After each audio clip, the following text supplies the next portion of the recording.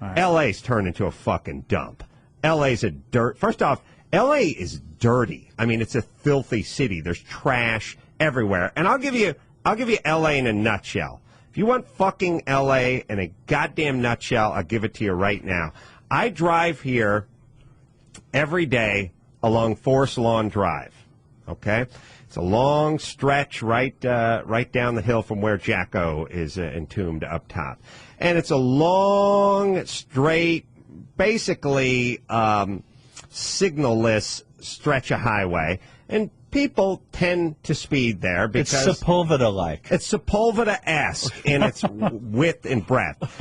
And, of course, they know you're going to speed there. And so now you have this stretch of Forest Lawn, and on one side of the stretch of Forest Lawn Drive are all the illegals. And they hang out there and they sell flowers to people that are going to Forest Lawn.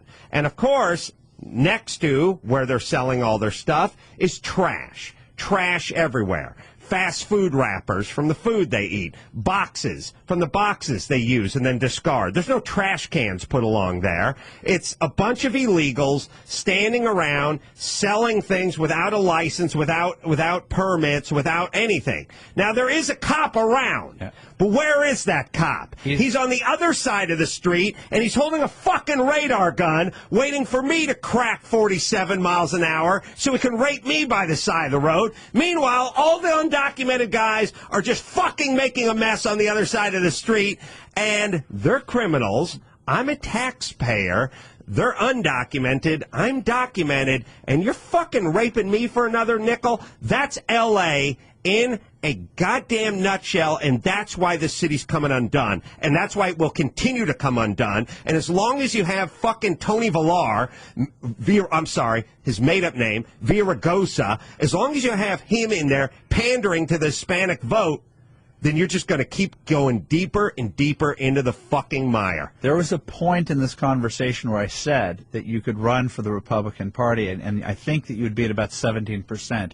You just took it about 29%. Really? Yeah. I can get into yeah. The thing is, people are looking for that level of honesty and bypassing CNN and bypassing ABC because they're the ones who are framing the narrative out there. And if you tell the truth, you're not allowed to say that story.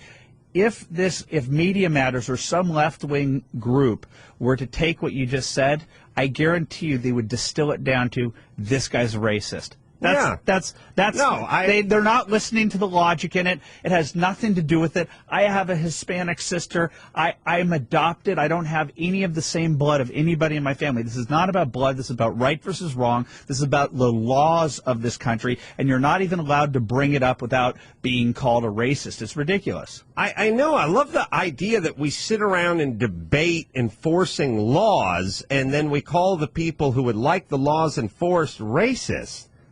It's insane to me.